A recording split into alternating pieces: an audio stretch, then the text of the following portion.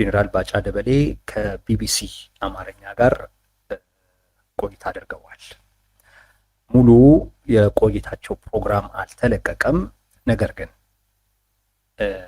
ቅንጫቢው እንደ ማስታወቂያ አይነት ነገር ግን ተቆርጦ ተለቋልና በጣም ሲያነጋግር የነበረው እሱ ነበረ። የምንነጋገረውም እሱን መሰረት አድርገን ነው። ምን አሉ ጄኔራል ባጫ ደበሌ የሚለውን እስቲ እንስማውና ከዛ በኋላ ባነሱት ጉዳይ ላይ በደንብ እንነጋገራለን ማለት ነው። ጄኔራል ባጫ ደበሌ ያሉትን እንስማው።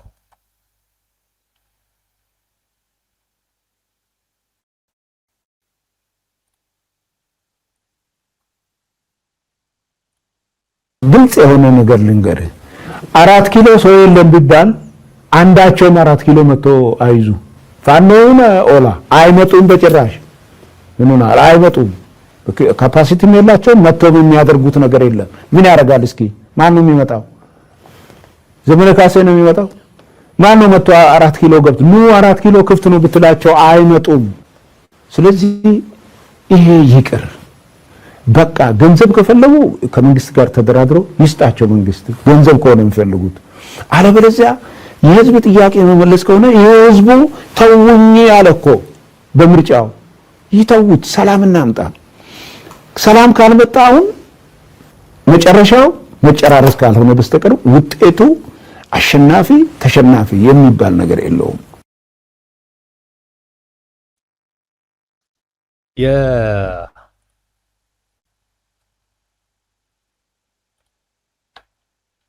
የጄኔራል ባጫ ደበሌ አነጋጋሪ ንግግር አሁን የሰማችሁ። ጄኔራል ባጫ ደበሌ በዚህ ንግግር ውስጥ ምን ሊሉ እንደፈለጉ ለማንኛውም ሰው ግልጽ ይመስለኛል። በዋናነት የፈለጉት ሁለት ነገሮችን መግለጽ ነው። እሳቸው የፈለጉት ሁለት ነገሮችን በተለይ ታጣቂዎችን በሚመለከት ነው። አይ ቲንክ ቲፒኤልኤፍን የሚጨምር አይመስለኝም ይሄ ነገር። ምናልባት ወይ ኦላን ፋኖን ግን እንደሚጨምር ስም ጠርተውም ጭምር በግልጽ ስለተናገሩ ፋኖን የሚመለከት እንደሆነ መረዳት እንችላለን። ቲፒኤልኤፍን ግን የሚጨምር ንግግር አልመሰለኝም ይሄ ንግግር።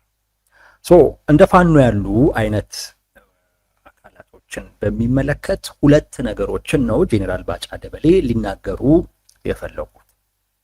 አንደኛው እነዚህ አካላት የህዝብ ውግንና የላቸውም ወይም የህዝብ ጥያቄን አንግበው የሚንቀሳቀሱ አይደሉም የሚል መልእክት ማስተላለፍ ፈልገዋል። ለዛ ነው ገንዘብ የሚፈልጉ ከሆነ ይነጋገሩና መንግስት ገንዘብ ይስጣቸው የሚል አይነት ነገር ውስጥ ሁሉ የሄዱት ከዛ ጋር በተያያዘ ነው። የሚፈልጉት ገንዘብ ነው ወይንም ደግሞ ከዛ ጋር የተያያዘ አይነት ጥቅም፣ ግላዊ ጥቅም ካልሆነ በስተቀር ከህዝብ ጋር የተያያዘ ከህዝብ መብት፣ ከህዝብ ፍላጎት፣ ከህዝብ ጥቅም ጋር የተያያዘ ነገር የላቸውም ሊሉ ነው አንድ የፈለጉት።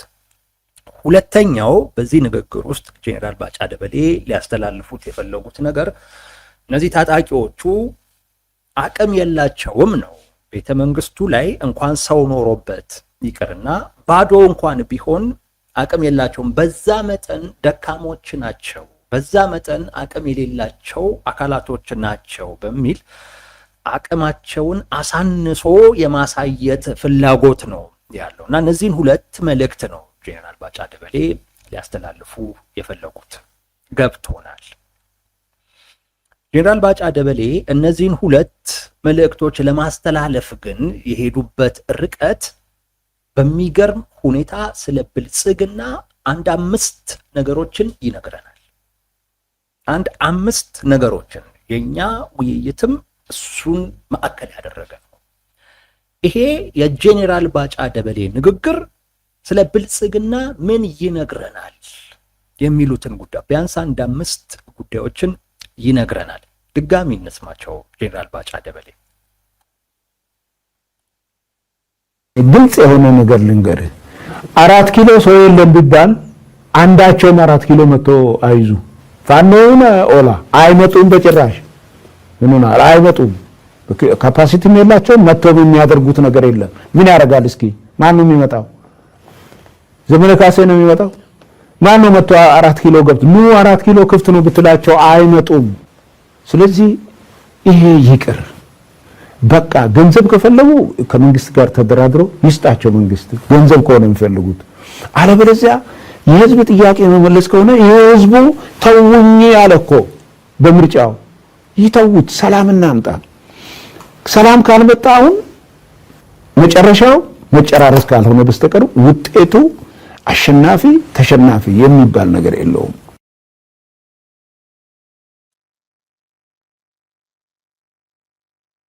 እንግዲህ ንግግሩ ይሄ ነው። ቅድም ያልኳችሁን ሁለት መልእክት ማስተላለፍ ነው የፈለጉት። ነገር ግን ከዛ ውጪ ግን ስለ ብልጽግና ግን በደንብ ይናገራል። እዛ ላይ ነው ማተኮር የምንፈልገው። አንደኛው የጄኔራል ባጫ ደበሌ ንግግር ስለ ብልጽግና ባህሪ ይናገራል። ስለ ብልጽግና ባህሪ ይናገራል። ለምሳሌ ጄኔራል ባጫ ደበሌ ታጣቂዎቹ ገንዘብ ከሆነ የሚፈልጉት ሲሉ ያው ፍላጎታቸው ጥቅም ነው፣ የግል ጥቅም ነው እንጂ ሌላ ከዛ ጋር ሌላ ከህዝብ ጋር የተያያዘ ነገር ኖሯቸው አይደለም፣ እሱ መነገጃ ነው የሚል መልእክት ነው እያስተላለፉ ያሉት። ይሄ አባባል ተመሳሳዩን ብልጽግና የሚለው አባባል ብልጽግና ታጣቂዎቹን በሚመለከት በዚህ ደረጃ ነው የሚያያቸው። የህዝብ ከህዝብ መብት ጋር ከህዝብ ፍላጎት ከህዝብ ጥቅም ጋር የተያያዘ ነገር የላቸውም። የነሱ ፍላጎት ጥቅም ነው የሚል ነው። የብልጽግና ግምገማ ነው ይሄ። ጄኔራል ባጫ ደበሌ የተናገሩት ነገር የብልጽግና ግምገማ ነው። ጠቅላይ ሚኒስቴሩ ሰሞኑን ከአማራ ሚዲያ ኮርፖሬሽን ጋር ባደረጉት ቃለ መጠይቅ ላይ ተመሳሳዩ ነገር ተናግረዋል። እነዚህ አካላት በህዝብ ወይም የሚያነሷቸው ጥያቄዎች እኚህ ቢሆኑ ኖሮ ለምን እንዲያደርጋሉ? ለምን እንዲያደርጋሉ? ለምን እገታ ይፈጸማል? ለምን አዛውንቶች ይገደላሉ? ለምን ህፃናት ወደ ትምህርት ቤት እንዳይሄዱ ይከለክላሉ? እንዲህ አይነት ነገር ሲያነሱ ነበር። ምን ለማለት ፈልገው ነው? ከህዝብ ጋር የተያያዘ ወይም ከህዝብ መብት ወይ ከህዝብ ፍላጎት ከህዝብ ጥቅም ጋር የተያያዘ ነገር የላቸውም ሊሉን ፈልገው ነው። ሰው የብልጽግና ግምገማ ነው ነገርየው፣ የብልጽግና ግምገማ ነው ጄኔራል ባጫ ደበሌ የተናገሩት። ብልጽግና እነ ዘመነ ካሴን እነ ጃልመሮን ብቻ ሳይሆን ብልጽግና በኢትዮጵያ ፖለቲካ ውስጥ እንቅስቃሴ የሚያደርጉትን በግለሰብ ደረጃ ያሉትን ይሁን በስብስብ ደረጃ ያሉትን በሙሉ በዚሁ አይነት መልኩ ነው የሚያያቸው። በዚሁ መልኩ ነው የሚያያቸው። የግል ፍላጎት ነው ያላቸው እንጂ ማንም ለሀገር ብሎ አይደለም፣ ማንም ለህዝብ ብሎ አይደለም የሚል እምነት ነው ያለው። ይሄ የብልጽግና እምነት ነው። ሁሉንም ካያችሁ ከብልጽግና ውጪ ያሉ አካላትን በሙሉ የሚያያቸው የግል ፍላጎት የግል ጥቅም የሚያንቀሳቀሳቸው እንጂ ከህዝብም ከሀገርም ጋር የተያያዘ ነገር አላቸው ብሎ አያምንም። እነ ዘመነን ብቻ አይደለም፣ እነ ጃልመሮን ብቻ አይደለም፣ ሁላችንንም በዛ ደረጃ ነው ብልጽግና የሚያየን። በሆነ መንገድ ትክክል ነው። ያ አይነት ፍላጎት ኖሯቸው የሚንቀሳቀሱ አካላቶች የሉም አይባልም፣ አሉ በብዛት ትጥቅም አንግበው የሚንቀሳቀሱ በሌላም አይነት መንገድ የሚንቀሳቀሱ አካላት የግል ፍላጎታቸውን ለማሳካት የሚንቀሳቀሱት ይበዛሉ በሚለው ምንም የሚያጠያይቅ ጉዳይ አይደለም። የነዘመነም ለህዝብን የቆም ነው የሚሉት ነገር ከድርጊታቸው ጋር ተያይዞ ጥያቄዎችን የሚያነሱባቸው ብዙዎች ናቸው፣ ያጨምሩ ብዙዎች ናቸው። ግን የብልጽግና እምነት ግን እንዳልኳችሁ ትክክል ነው አይደለም እናንተ ልትከራከሩበት ትችላላችሁ። ነገር ግን እምነቱ ይሄ ነው። ዋናው ነገር ይሄ እምነቱ እንዴት መጣ ነው፣ ከምን መነጨ የሚለው ነው። ብልጽግና ሌሎችን የሚያየው ራሱን በሚያየው መንገድ ነው። ማንኛውም ሰው ሌሎችን እንዲህ ናቸው የሚለው ራሱን በሚያየው መንገድ ነው ሌሎችንም የሚያየው። ብልጽግና ጥቅም ያሰባሰበው ስብስብ ነው። ለዚህ ጥሩ ማሳያው ወደ ኋላ እንኳን መሄድ ባያስፈልግ፣ ስለ ትላንት ማውራት እንኳን ባያስፈልግ አሁን እየተደረገ ያለው የምክክር ሂደት ማሳያ ነው። ብልጽግና በሀገራዊ ጉዳይ በህዝባዊ ጉዳዮች ላይ እርስ በርሱ ነው እየተነታረከ ያለው፣ እየተከራከረ ያለው እርስ በርሱ ነው። እነዚህ አካላት ምን አሰባሰባቸው ካላችሁ ሀገር አይደለም። እነዚህ አካላት ምን አሰባሰባቸው ካላችሁ ህዝብ አይደለም። እነዚህ አካላት ያሰባሰባቸው ስልጣን፣ ከስልጣን ጋር ተያይዞ የሚገኝ ጥቅም ያሰባሰባቸው ናቸው። ብልጽግና እንደዚህ ነው እና ሁሉም እንደኔ ናቸው ብሎ የሚያስቡ ሁሉም እንደኔ ናቸው ብሎ በማሰቡ ምክንያት ነው የራሱን ነገር መቀበልም የቻለው እና ከሱ ጋር ከሆነው ነገር ጋር ተስማምቶ መኖር የቻለው በዛ መንገድ ነው። ብልጽግና ስልጣንና ጥቅም ያሰባሰበው ስብስብ በመሆኑ ምክንያት ያም ደግሞ ሆኖ ስልጣን ላይ ያለ በሀገር ዕጣ ፈንታ በህዝብ ዕጣ ፈንታ ላይ መወሰን የሚያስችል አቅም ፓወር ያለው አካል ነው። ብዙ አይስማማም እነዚህ ሁለት ነገሮች። ግን እንዴት ተስማምቶ መኖር ቻለ ከተባለ ሌሎችም እንዲህ ናቸው ብሎ በማሰቡ እሱ የሆነውን ነገር ኖርማል እና ጤናማ እንደሆነ አድርጎ መቀበል ይችላል። ሌሎችም እኮ እንደኔው ናቸው። ጄኔራል ባጫ ደበሌ፣ ዘመነ ካሴ ገንዘብ የሚፈልግ ከሆነ ከመንግስት ጋር ተደራድሮ ይሰጠው ሲሉ የእሳቸውን ፍላጎት ተመሳሳይ ነው። የጄኔራል ባጫ ደበሌ ፍላጎት እሳቸው የዘመነ ነው ካሉት ፍላጎት የተለየ አይደለም። የእሳቸውም ገንዘብ ነው ፍላጎታቸው፣ ብልጽግና ጋር ያስጠጋቸው እሱ ነው። የእሳቸውን ፍላጎት ጥቅም እንጂ ከህዝብ ጋር የተያያዘ ነገር ጄኔራል ባጫ ደበሌ የላቸውም። ይሄ ያሳያል ገንዘብ የሚፈልጉ ከሆነ ተደራድሮ ይሰጣቸው የሚለው ነገር ስለ ራሳቸውም ይናገራል።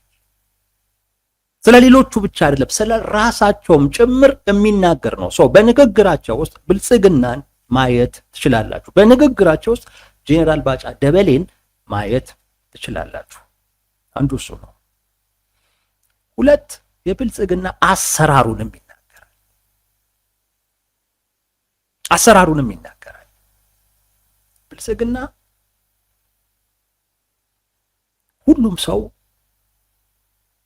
ገንዘብ ወይንም ስልጣን ወይንም ዝና ወይንም የሆነ ግላዊ ጥቅም ነው እንጂ የሚፈልገው የሚገዛው እሱ ነው እንጂ ሌላ ነገር አይደለም ብሎ የሚያምን ሰዎችን የሚያንቀሳቀሳቸው ነገር ይሄ ፍላጎት፣ ለገንዘብ ያላቸው ፍላጎት፣ ለስልጣን ያላቸው ፍላጎት፣ ለዝና ያላቸው ለሆነ ነገር ያላቸው ግላዊ ፍላጎት ነው ሰዎችን የሚነዳቸው የሚያንቀሳቀሳቸው ብሎ የሚያስብ ነው። ሁሉንም ፖለቲከኛ ሁሉንም የፖለቲካ ኃይል በዚሁ አይነት መልኩ ስለሚያይ ከነሱ ጋር ያለውን ግንኙነት በሙሉ ሊመራው የሚፈልገው ጥቅም በመስጠት ጥቅም በመቀበል በንግድ ነው። አሰራሩ ይሄ ነው። ከታጣቂዎች ጋር ሲነጋገር የሚነጋገረው በዚህ መንገድ ነው። ገንዘብ ከፈለጋችሁ እንስጣችሁ። ይሄ አሰራሩ ነው። በትክክል የብልጽግና አሁን ያለውን ችግር ለመፍታት የሚሄድበት መንገድ ይሄ ነው። በዚያው ብልጽግና እንዲህም ስለሆነ ነው ችግሮችን በዚህ መጠን ተወሳስበው እየሄዱ ያሉት። ሁሉም ለግሉ በሚያደርገው ሩጫ ነው አሁን ኢትዮጵያ ችግር ውስጥ እየወከባች ያለችው እየወደቀች ያለችው፣ ህዝቡ እየተቸገረ ያለው። ህዝቡን ዞር ብሎ የሚያየው አካል የለም። ብልጽግና ታጣቂዎችን በማገት ቢከስም ቁጥር 1 አጋች ራሱ ነው። ብልጽግና ታጣቂዎችን በመዝረፍ ቢከስም ቁጥር 1 ዘራፊው ግን ራሱ ነው። ታጣቂዎችን በመግደል ቢከስም ቁጥር 1 ገዳዩ ግን ራሱም ነው። ታጣቂዎችን ስለ ህዝብ ግድ የላቸውም ቢልም ቁጥር 1 ስለ ህዝብ ግድ የሌለው ግን ራሱም ነው እና አንድ የራሳቸውን ባህሪ ያሳያል። ጄኔራል ባጫ ደበሌ ምን አይነት ሰዎች ናቸው የሚለውን በራሱ ይሄ ያሳያል። የጄኔራል ባጫ ደበሌ ንግግር ሁለት አሰራራቸውን ያሳያል። ያነሳው የህዝብ ጥያቄ በዚህ መንገድ እንፈታዋለን አይደለም የሚሏቸው ሲያገኟቸው ወይንም ሲቀርቧቸው ወይም በሶስተኛ ወገንም ሊቀርቧቸው ሲሞክር የምትፈልገውን ነገር እንስጥህ ነው የሚሏቸው። ናቸው። ለዚህ ነው ችግሩ የማይፈታ።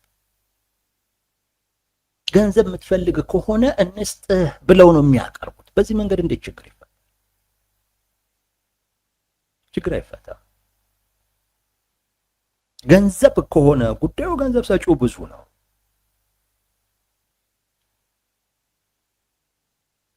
ችግር የማይፈታበትን አይነት አሰራር ነው ብልጽግና ተከትሎ የሚሄደው። በዚህ ንግግር ውስጥ በጄኔራል ባጫ ደበሌ ንግግር ውስጥ የምንረዳው አንዱ ጉዳይ የብልጽግናን አሰራር ነው። አሁን ላይ ያለውን ችግር ለመፍታት የሚሄድበት መንገድ ገንዘብ መስጠት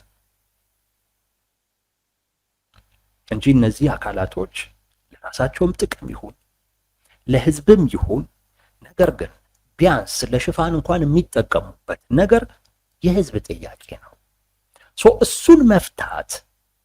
እሱን መፍታት እነዚህ አካላቶች ቢያንስ የሚነግዱበት አይነት ነገር እንኳን እንዳይኖር ማድረግ ይቻላል በሚል ትክክለኛውን የህዝብ ጥያቄ ለመፍታት ከመሞከር ይልቅ እነዚህ አካላቶች የሚፈልጉት ገንዘብ ነው፣ ገንዘብ እንስጣቸው፣ የሚፈልጉት ስልጣን ነው፣ ስልጣን እንስጣቸው፣ የሚፈልጉት ጥቅም ነው፣ በሆነ መንገድ ጥቅማችሁን እናሟላለን የሚል አይነት ነገር ነው ይዘው የሚቀርቡት ያለ ነው።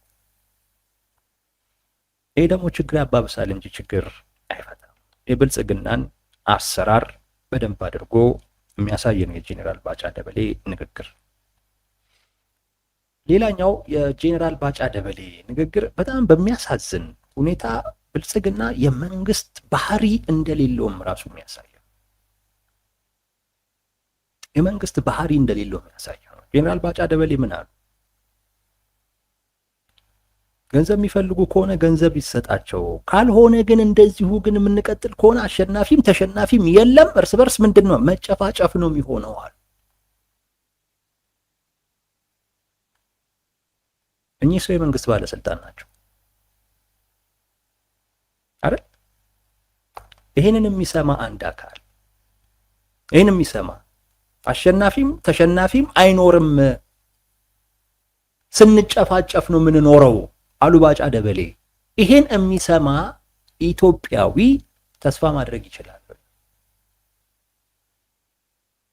በዚህ ንግግር ተስፋ ማድረግ ይቻላል ወይ? የመንግስት ባለስልጣን ባይሆኑ ከመንግስት ውጪ ያለ አካል ከታጣቂዎችም ውጪ ያለ አካል ብቻ በጉዳዩ ላይ ሐሳብ መስጠት የሚፈልግ አካል ብሎት ቢሆን ትርጉም ይሰጣል። ተነጋገሩ ምን ማምን ሊል ነው። አንድ የመንግስት ባለስልጣን አሸናፊም ተሸናፊም የለውም ስንጨፋጨፍ ነው የምንከርመው ሲልህ ግን ይሄ የመንግስት ባህሪ አይደለም። መንግስት በባህሪው የውሸትም ቢሆን ተስፋ ይሰጣል። ሰዎችን ልትመራ የምትችልበት መንገድ ተስፋ መስጠት ነው። በጄኔራል ባጫ ደበሌ ንግግር ውስጥ ተስፋ የሚባል ነገር የለም። ራሳቸው የመንግስት ባለስልጣናት ምን አሉ? ስንጨፋጨፍ ልንከርም ነው አሉ። ችግሩ እንደማይፈታ እየነገሩ ነው። ተስፋ የለውም እያሉ ነው። ችግሩን የመፍታት ግዴታ ኃላፊነትና ስልጣን ያለው አካል ነው ይሄን ያለ።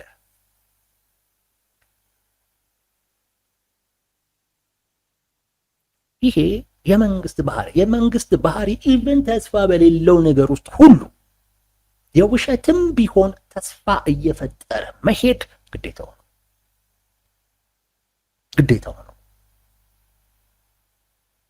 ካልሆነማ ታዲያ ጄኔራል ባጫ ደበሌ ስልጣን ላይ ምንድን ነው የሚያደርጉት?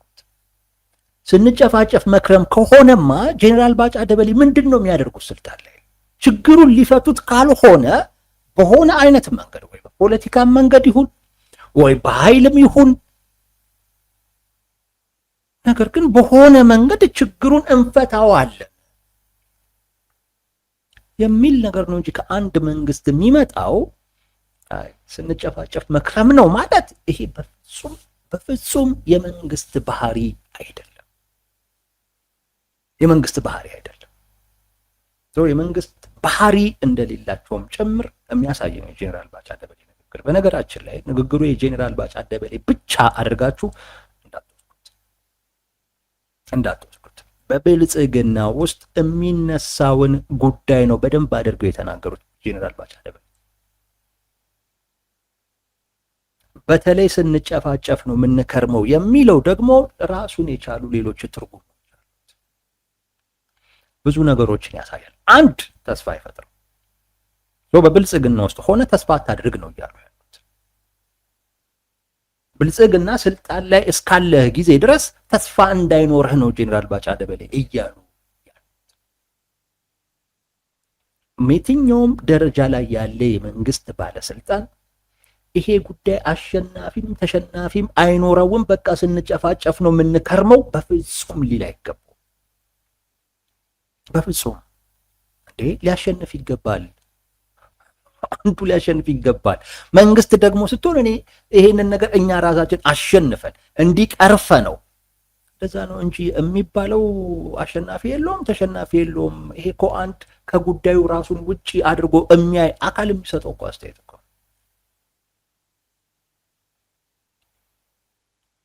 እና ተስፋ የለው። ስለዚህ በብልጽግና ውስጥ ሆነ ተስፋ አታድርግ እያሉ ነው ጄኔራል ባጫ ደበሌ። ብልጽግና እስካለ ጊዜ ድረስ መጠበቅ ያለብህ መጨፋጨፍን ነው የሚል ነገር ነው። የግድ ነው ስልጣኑን የያዘ አካል ሲፈልግ በፖለቲካዊ መንገድ፣ ሲፈልግ ደግሞ በኃይል፣ ሲፈልግ ደግሞ ሌላም አማራጭ አለ ብሎ ደግሞ ካሰበ በዛም አይነት መንገድ ችግሩን መፍታት፣ የህዝቡን የሰላም ፍላጎት መረጋጋትን ማምጣት ግዴታው ነው ግዴታው ነው። ያንን አመጣለው ስትል ነው ቦታው ላይ የምትቀመጠው። ያንን እንደምታመጣ ተስፋ መፍጠር ስትችል ነው ቦታው ላይ መቀመጥህ ትርጉም የሚሰጠው። ቦታውን ይዤ ልቀጥል ማለትህ በራሱ ትርጉም የሚሰጠው ተስፋ እየፈጠርክ መሄድ ስትችል ነው። የጄኔራል ባጫ ደበሌ ንግግር በጭራሽ ተስፋ አይፈጥርም። ነገር ግን የብልጽግናን አቋም ግን በደንብ አድርጎ ያሳያል። የብልጽግናን አቋም በደንብ አድርጎ ያሳያል። ነገሮች ከቁጥጥር ውጪ መውጣታቸውን በደንብ አድርጎ ያሳያል። ጄኔራል ባጫ ደበሌ አንድ ያመኑት ነገር አለ።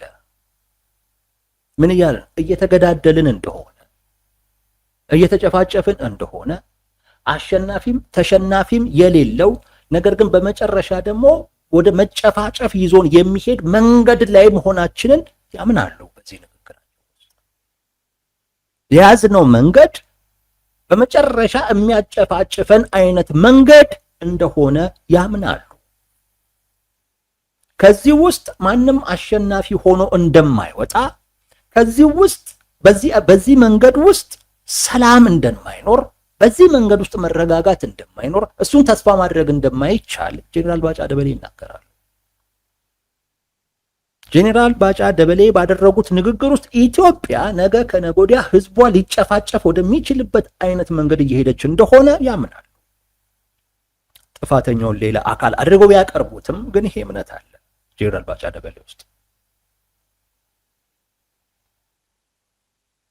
እና አሸናፊና ተሸናፊም ደግሞ እንደሌለም ጭምር ነው የሚያምኑ። ተስፋ የለውም ነው፣ በዚህ መንገድ ተስፋ የለም ይላል። ልብ በሉ፣ በዚህ መንገድ ተስፋ የለም። የያዝነው መንገድ ተስፋ የማይሰጥ መጠበቅ ያለብን መጨፋጨፍን ብቻ እንደሆነ አድርገው ነው እየነገሩ።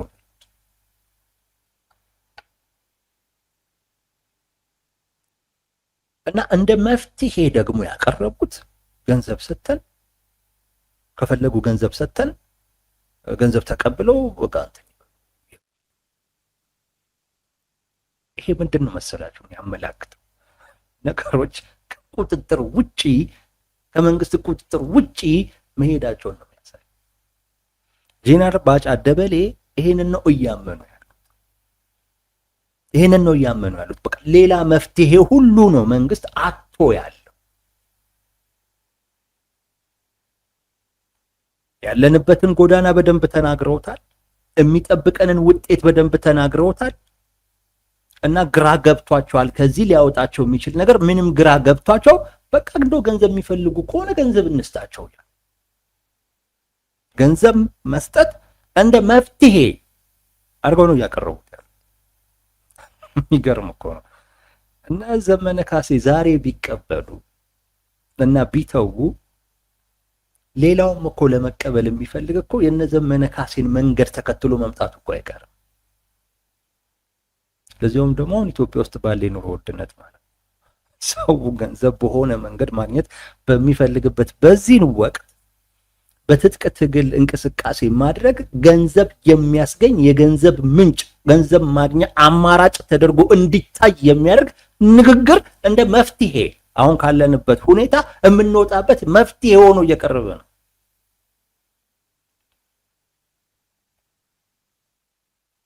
ገንዘብ የሚያስገኝ አማራጭ አድርገው ነው እያሉት ያሉት።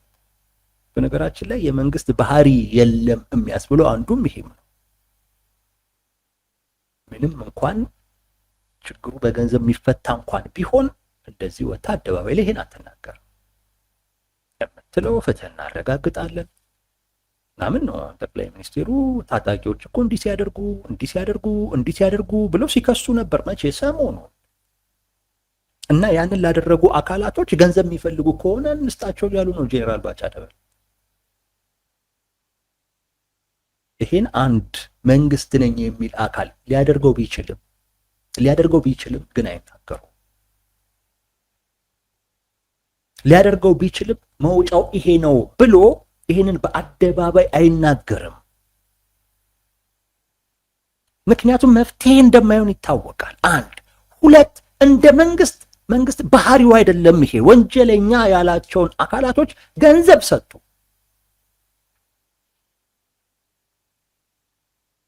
ለዚያውም በደሃ ሀገር፣ ለዚያውም ገንዘብ የሚፈልግ ስንት ድሃ ባለበት የመንግስት ባህሪ አይደለም። ያንንም የሚያሳይ ነው። ነገር ግን ጉዳዩ ከቁጥጥር ውጪ መውጣቱን ግን የሚያሳየው ኢትዮጵያ ውስጥ ያለው ሁኔታ ከብልጽግና እጅ እየወጣ ነው ያለው። ወጥቷል። በቃ ሊቆጣጠረው አልቻለም። በፖለቲካም መንገድ ችግሩን መፍታት አልቻለም። በኃይልም ችግሩን መፍታት አልቻለም። ያንን ነው የሚያሳየው የጄኔራል ባጫ ደበሌ ንግግር፣ ወቅታዊ ሁኔታ ከቁጥጥር ውጪ መውጣቱ እንጂ እንደ አንድ የመንግስት ባለስልጣን ጉዳዩ በእነሱ ቁጥጥር ውስጥ መሆኑን ነው መናገር የሚጠበቅባቸው። ያ ንግግር ነው በማህበረሰቡ ውስጥ አይ ችግሩ ነገ ከነገ ወዲያ ይፈታል እንጠብቅ የሚል ተስፋ ሊፈጠር የሚችል። እንደ አንድ የመንግስት ባለስልጣን በገንዘብ መደለል ሳይሆን ያለባቸው ፍትህን እናረጋግጣለን፣ የህዝቡን ሰላም ምናምን እንደዚህና ይሄ ነው ሊባል የሚገባው። እንዲህ አይነት ግራ መጋባት ውስጥ የገቡበት ዋነኛው ምክንያት ነገሮች ከቁጥጥር ሲወጡ ነው፣ ከእጅህ ሲያመልጡ ነው። ከእጃቸው ወጥቷል። አሁን ያለው ሁኔታ ከእጅ ወጥቷል እና አውቀውታል ወዴት እንደሚወስድ፣ አውቀውታል የት እንደሚያደርስ። ስለዚህ ምን አሉ ጄኔራል ባጫ ደበሌ? ስንጨፋጨፍ እንኖራለን አሉ። ይሄ በዚህን ወቅት ላይ በብልጽግና የተያዘ አቋም ነው። ብልጽግና ችግሩን በፖለቲካ መፍታት አይችልም። ችግሩን በኃይል መፍታት አይችልም። በድለላም ቢሆን አይችልም። ከሱም በተሻለ መስጠት የሚችሉ አካላቶች ይኖራሉ። እንደዛ አይፈልጉም እያልኩ አይደለም። ለምንድን ነው የማይፈልጉት? ግን የተሻለ የሚያቀርብላቸውም ላያጡ ይችላሉ። ብቸኛው መውጫው መንገድ ብሎ የያዘው መጨፋጨፍ ነው። እየተዘጋጀም ያለው ለዛ ነው። ጄኔራል ባጫ ደበሌ በትክክል ሊነግሩን የፈለጉት ነገር ይሄንን ነው። በፖለቲካም አልቻልንም ችግሩን መፍታት ማለት ነው። በኃይልም ቢሆን እንደምንለው ችግሩን አልፈታነውም። ያለን አማራጭ ወይ መደለል ነው አሊያም ደግሞ ለመጨፋጨፍ መዘጋጀት ነው። ይሄ የጄኔራል ባጫ ደበሌ ሐሳብ ሳይሆን ብልጽግና ውስጥ በደንብ የሚንጸባረቀው አቋም ነው። በደንብ የሚንጸባረቅ ብልጽግና ለዚህ ራሱን አዘጋጅቷል። በሁሉም ረገድ በትጥቅ ኢቭን በአጀንዳም ጭምር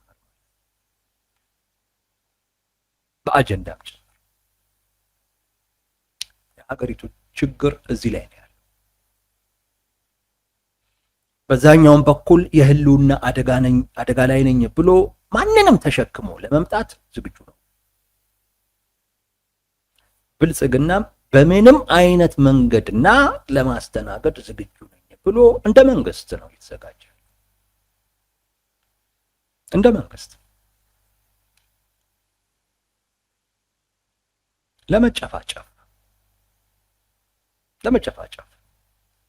ለመጨፋጨፍ ሲባል መሳሪያ ብቻ አይደለም፣ ሊያጨፋጭፍህ የሚችል አጀንዳ ሁሉ ሊመዝ ይችላል። ነገሩ እየገፋ አፍንጫውን ሊነካ አካባቢ ሲቃረብ እዛ ድረስ ሁሉ ሊሄድ ይችላል።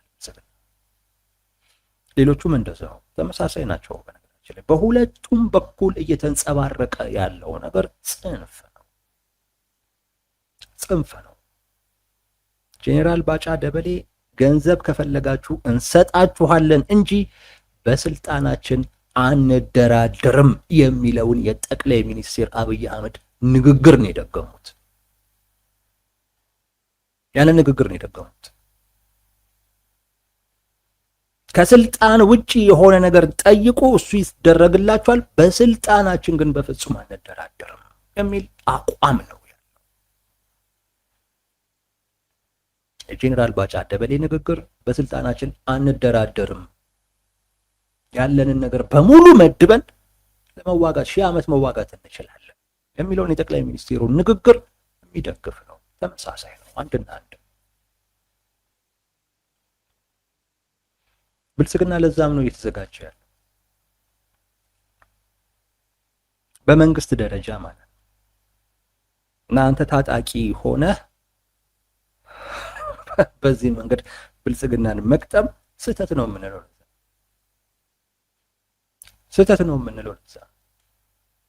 የትጥቅ ትግል የትም አያደርሰንም የምንልበት ዋነኛው ምክንያት ለዛ ነው። ዛሬ አይደለም፣ ስልጣን ላይ ከወጡ ጊዜ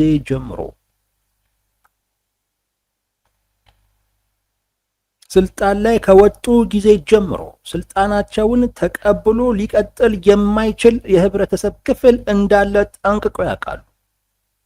ከዛ ጊዜ ጀምሮ ለመጨፋጨፍ ቢሆን ተዘጋጅተዋል። የሆነች ነገር ስትመጣ የኦሮሞ ህዝብ በታሪክ ያገኘከውን እድል የሚሉት ለዛ ነው። በታሪክ ያገኘከውን ድል የሚሉትና የሚያስታውሱት ለዛ ነው። ድጋሚ አይገኝም እያሉ ድጋሚ አይገኝም። ይሄን ለማስጠበቅ እስከ መጨፋጨፍ ድረስ ለመሄድ የሚያስችል ዝግጅት ሁሉ ነው ያደረጉት። ከዛ ጊዜ ጀምሮ አንተ ውስጥ ላይ ያለን አቅም ይዘህ ክላሽ ይዘህ ምናምን መቅጠም ትርጉም የማይሰጠው ለዛ ነው። እነ ጌታቸው ረዳ ቲፒኤልኤፍ ጦርነቱን ቢጀምር ትግራይ ትወድማለች፣ ትግራይ እንደ ኩርዶች ልትሆን ትችላለች የሚል ነገር የሚያነሱት ዝም ብሎ አይደለም። ቲፒኤልኤፍ ከሻቢያ ጋር ስለተገናኘ ብቻ አይደለም። ትግራይ የሻቢያና የብልጽግና መፋለሚያ ስለምትሆን ነው። ሁለቱም ስለ ትግራይም ስለ ህዝቡም ግድ የላቸውም። ጠቅላይ ሚኒስቴሩ ስልጣናቸውን ለማስጠበቅ እስከ መጨፋጨፍ ድረሱ ይሄዳል። በዚህ ሂደት ውስጥ ጭዳ በሚሆነው ነገር ግድ አይሰጣቸውም። ይሄ የተዘጋጁበት ጉዳይ ነው። እንደውም ይፈልጉታል። ለዚህ ተዘጋጅተዋል። እነ ጄኔራል ባጫ ደበሌ ለመጨፋጨፍ ተዘጋጅተዋል። ለዛ የሚረዳቸውን ትጥቅ ታጥቀዋል። ለዛ የሚረዳቸው አይነት ሰራዊት በየፈርጁ ነው ያላቸው። ሚሊሻ ብትል አለ፣ የሆነ ምናምን ብትል አለ። አሁን የሌለ በመንግስት መዋቅር ውስጥ ራሱ ስንት አይነት የጸጥታ መዋቅር እንዳለ አስቡ። ሰሞኑን ብቻ አማራ ክልል የተመረቀው ነው። አስቡ። የተለያየ መለያ ልብስ እየለበሰ የምናምን ዘብ የደጀን ኃይል ምናምን ሰሞኑን ብቻ አማራ ክልል የተመረቀው። ኦሮሚያ ላይ ስንት አይነት ኃይል ነው ያለው? ከመከላከያ ውጪ፣ ከፖሊሱ ውጪ፣ ከሚሊሻው ውጪ ስንት አይነት የተለያየ መጠሪያ ያለው ኃይል ነው ያለው።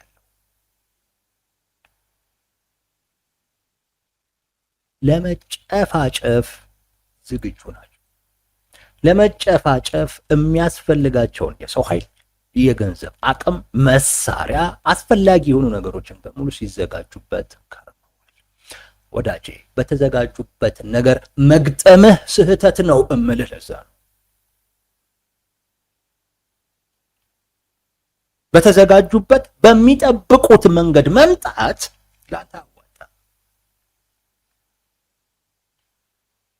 ላንተ አዋጣ። ባልጠበቁት ባልተዘጋጁበት መንገድ መምጣቱ ነው። ጄኔራል ባጫ ደበሌ ስንጨፋጨፍ መኖር ነው ሲሉ የመንግስት ባለስልጣን ሆነው ማለት ነው። እንዳልኩ ተስፋ መፍጠር ያለባቸው ሰው ስንጨፋጨፍ ነው የምንከርመው ሲሉ ተዘጋጅተንበታል እያሉ መጨፋጨፉን በሚመለከት ዝግጁ ነን ለዛ እያሉ ነው ጄኔራል ባጫ ደበሌ። ደሞም ናቸው። አሁን ስልጣን ላይ ያለውን አካል ለመጨፋጨፍም ቢሆን የተዘጋጀውን አካል በተዘጋጀበት መንገድ መግጠም፣ በሚጠብቀው መንገድ መምጣት ታዲስ በአብዛኛው ተቆሞ ጎራ ላይ ያለው ችግር ነው። ለኃይሉ መንገድ ተዘጋጅተዋል። በብዙ ረገድ ነው የተዘጋጁት። አስፈላጊ የሆኑ ተቋማቶች አሉ፣ መሳሪያም አለ። በስነ ልቦናም ደረጃ ዝግጁ ናቸው። በተዘጋጁበት እና በዚህ ነው የሚመጡት ብለው በጠበቁት አይነት ቦታ ላይ አንተም በዛ መንገድ መምጣትህ ነው ለውጤት ያበቃል አያበቃም፣ እርግጠኛው መናገር ይችላል። በጭራሽ አያበቃም። ስለዛ ነው ስንት ታጣቂ የተነሳ ጥያቄ እያነሳ ምን እያለ ደንታ ቢስ የሚሆኑ ሰው እያለቀ ችግር የሌለባቸው አንድም ጊዜ ስለ ሰው ሞት ሲያሳስባቸው የማይታዩት ለምንድን ነው? ስለተዘጋጁበት ነገሮችን በሙሉ ወደ መጨፋጨፊያው መንገድ እየወሰዱት ነው። ለዛ ዝግጁ ናቸው። የራስን መንገድ ቀይሰህ ባልጠበቁበት መንገድ መምጣት፣ ባልጠበቁት አይነት መንገድ መታገል ያንተ ፋንታ ነው። አሁን ግን ለፈጠርከው የጽምዶ ለምትለው ተኩሱ በደንብ ነው የተዘጋጀው።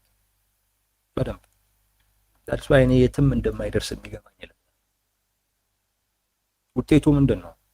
የአካባቢው ሰውን ትጨርሳለህ። ከዛ በኋላ መንግስት ጨረሰ ብለህ ትከሳለህ። እነሱ ምንም ግድ የላቸውም፣ ለዛ ዝግጁ ናቸው። መንግስት ይሄንን ጨረሰ ብለህ ህዝብ እንደገና ታነሳሳለህ። አሁንም ለምንድን ነው? ለመጨፋጨፍ ነው። ለመጨፋጨፍ ተዘጋጅተዋል። ዞሮ ያንተ ቅስቀሳ በሙሉ ለመጨፋጨፍ ነው፣ ሌላ አይደለም። እነሱ በሚፈልጉት መንገድ ለመምጣት ነው። በቃ እነሱ በሚፈልጉት መንገድ ላይ የተሻለ አቅም ፈጥረ ለመግጠም ነው ያንተም እንቅስቃሴ በሙሉ እንጂ መንገድ ለመቀየርም አይደለም። ባላሰቡት፣ ባልጠበቁት፣ ባልተዘጋጁበት በማይችሉት መንገድ ለመሄድ አይደለም። ሰው ይሞታል። በሞተ ሰው ላይ ትቀሰቅሳለህ። እንደገና የተቀሰቀሰው ይመጣል። እሱም እንደገና በዛው መንገድ ነው የሚሄደው። በዚህ መንገድ ዝግጁ ናቸው። በጣም ደመጣ ምንም ብለህ መጣ ዝግጁ ናቸው። ምናልባት የመጀመሪያው እቅዳቸው ባይሳካ ፕላን ቢ ሁሉ አላቸው። በዛም ደረጃ ዝግጁ ናቸው። ፕላን ቢ ሁሉ አላቸው። ለዛም ዝግጁ ናቸው። አስፈላጊ ከሆነ ሊያነሷቸው የሚችሉ አጀንዳዎች ሁሉ አሉ። የብሔር፣ የሃይማኖት፣ እሱን ሁሉ አንስተው በደንብ መጨፋጨፉን ሊያስቀጥሉት ሁሉ ይችላል።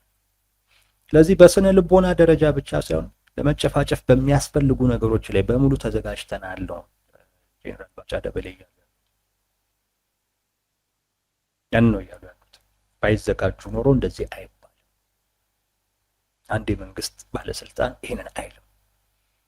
አሸናፊም ተሸናፊም የለውም። ይሄን እንዴት ይላል? እንዴት ይላል? እኛ እውነት ይዘናል፣ እኛ ነን እናሸንፈው ምናምን ትላለህ እንጂ አሸናፊም ተሸናፊም የለውም እንጨፋጨፋለን ካልክ ተዘጋጅተሃል ለዛ ማለት።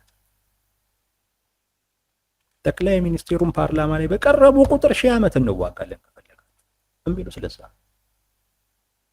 የኢትዮጵያን ፕሮጀክቶች አጥፈን እንዋጋለን ከፈለጋችሁ የሚሉት ለዛ ነው። ለመጨፋጨፍ ከሁሉም ረገድ ዝግጁ ናቸው።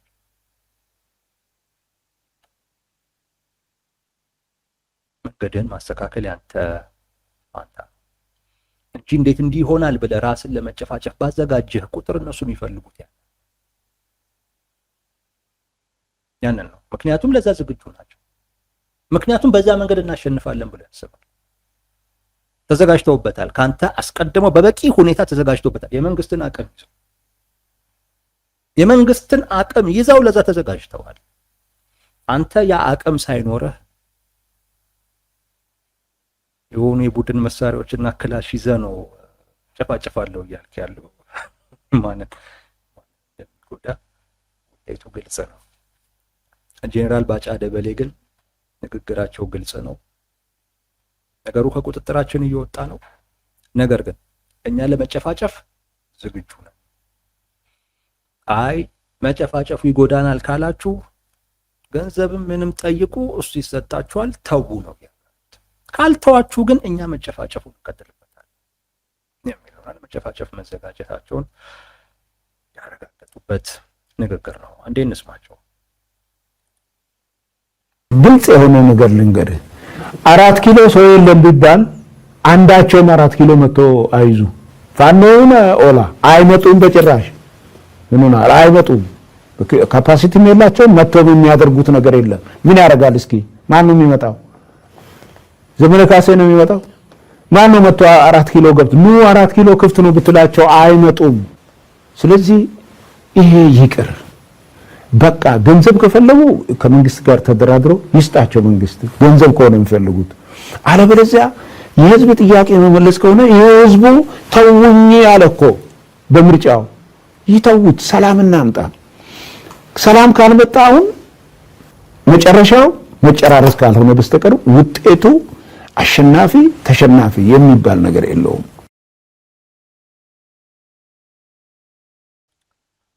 የሆነው ተመልካቾች